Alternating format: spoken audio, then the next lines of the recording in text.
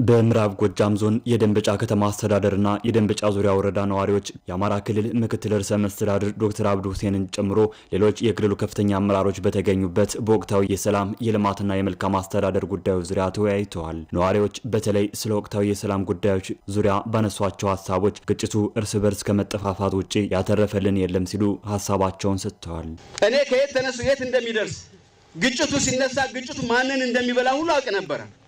እያንዳንዳችንን እንደሚበላ አይተከ የሆኑ ነፍሳትን አጠናል። በርካታ ህይወቶችን አጠናል። ከግራም ከቀኝ ከዚያም ከዚህ ሁሉም የኛ ናቸውና በጣም አዝናለሁ። በየመንገዱ ብትሄዱ እጅግ የሚዘገንን በጸጥታ ኃይሉ ቁጥጥር ስር ስለሆነ እንጂ አንዲት ቀን የጸጥታ ኃይሉ ስራ ቢፈታ ይቺ ከተማ ልትቃጠል የምትችልበት እድል ሰፊ ነው። በስጋትም ሆነ በፍራቻ ክልላቸውን እየለቀቁ ከተማቸውን እየለቀቁ ወደ ሌላ ክልል ወደ ሌላ ከተማ የተሰደዱ ወንድሞቻችን አባቶቻችን አሉ፣ ባለሀብቱ ጨምሮ ማለት ነው። እና ለነዚህ አጠፋም አላጠፋም የምረት የሰላም ጥሪ ቢደረግ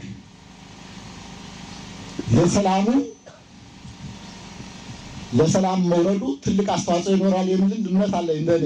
በየትኛውም ዓለም አለመግባባቶች ይፈጠራሉ የሚሉት ነዋሪዎች መጨረሻው ግን ድርድርና ውይይት ነው ሲሉም አስተያየታቸውን ሰጥተዋል። ይህን በመገንዘብም በአማራ ክልል ታጥቀው የሚንቀሳቀሱ ኃይሎች ወደ ሰላም እንዲመለሱም ጠይቀዋል። የታጠቁ ኃይሎች ለክልላችን ሕዝብ ለኢትዮጵያ ሕዝብ ሲሉ እጃቸውን ወደ ሰላሙ መንገድ ቢዘረጉልን፣ ካህናት አባቶቻችን ስታስታርቁ ብትሞቱ ደስ ይለኛል። ከዚህ አንፃር አባቶቻችን ጠንክራችሁ ብትሰሩ ሁላችንም ለሰላም ከሰራንና ዘብ ከቆምን የአካባቢውን ሰላም ዘላቂ ማድረግ እንችላለን ያሉት የምዕራብ ጎጃም ዞን ዋና አስተዳዳሪ አቶ ድሚ አለማንተነ ለዚህም ህብረተሰቡ በጋራ ሊረባረብ እንደሚገባ ተናግረዋል። ጦርነት ግጭት ካለ ምን ጊዜም ቢሆን ዲሞክራሲ ሊጠበቅ አይችልም። ስለዚህ ዘርፈ ብዙ የሆነ ችግር ያለው በእንደዚህ አይነት ግጭት ወቅት ስለሆነ ይሄንን ችግር እንፍታካል ሰላሙ በእጃችን ያለ የሚለው እኔ እንደማሳሰቢያ መውሰድ ይፈልጋሉ።